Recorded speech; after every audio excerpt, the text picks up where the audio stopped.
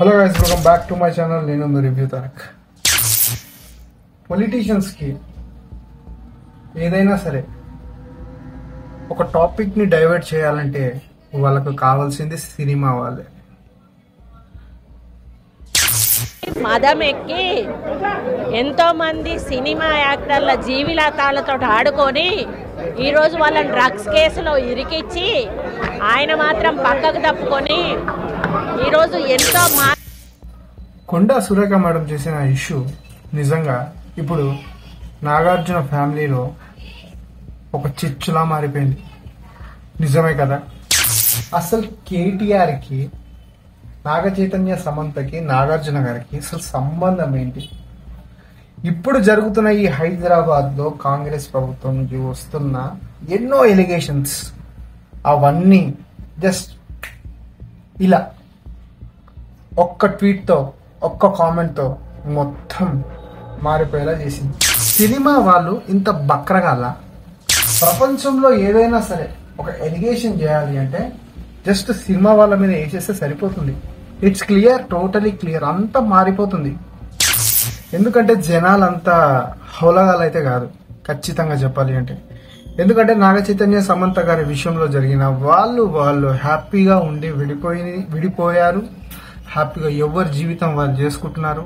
నాగ చైతన్యకి మళ్ళీ రీసెంట్లీగా ఎంగేజ్మెంట్ అయింది, అందరికీ తెలిసిందే. వాళ్ళ ఫ్యామిలీలో హ్యాపీగా ఉండాల్సిన టైంలో ఇప్పుడు ఈ కొండా సురేఖ మ్యామ్ చేసిన ఇష్యూ చాలా తప్పు. నిజంగా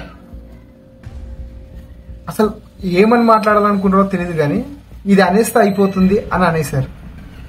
6 నెలల కాంగ్రెస్ ప్రభుత్వం, జనాలు ఎంతో మంది కాంగ్రెస్ రావాలి, మార్పు రావాలని కోరుకున్నారు.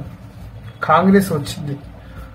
మరి ఇప్పుడు చేస్తున్న ఈ హైడ్రా ఏదైతే ఉందో, ఈ హైడ్రా వల్ల మంచి ఉంది, చెడు ఉంది,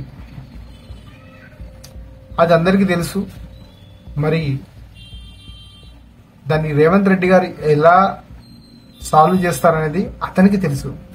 ఏదో జస్ట్ సింపుల్ గా కొండా మేడం, నాగ చైతన్య, సమంతలు విడిపోవడానికి కేటీఆర్ఏ కారణం అనడానికి ఇది ఎంత మందికి రైట్? ఎంతమంది దీన్ని యాక్సెప్ట్ చేస్తారు? ఇది తప్పే కదా.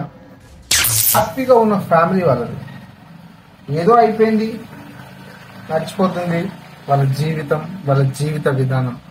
హ్యాపీగా విడిపోయిన వాళ్ళని ఇప్పుడు కేటీఆర్ఏ దీనికి మూల కారణం అంటే అది ఎంత మట్టుకు కరెక్ట్? జనాలను ఎందుకు ఈ సైడ్ ట్రాక్ తప్పియడం? నిజంగా చెప్పాలంటే సినిమాలో నటించే వాళ్ళ జీవితాలని ఈజీగా ఆడుకోవచ్చు. కేటీఆర్ సార్ వల్ల వాళ్ళు విడిపోవడం ఏంటో ఇప్పటికీ అర్థమైతలేదు. ఇప్పటికీ ఆ వాక్యాలు చాలా నవ్వుకోవడానికి కూడా పిచ్చ కామెడీగా ఉన్నాయి. బట్ దీనిపైన అందరూ స్పందించారు. సమంత మేడం కూడా స్పందించింది, నాగార్జున సార్ కూడా స్పందించాడు. ఇక చూడాలిగా ఏమవుతుంది అనేది. అంటే ఈ కేసుని సైడ్ ట్రాక్ పట్టేయడం అనేది ఇప్పుడు జరుగుతున్న హైడ్రా దాని మీద.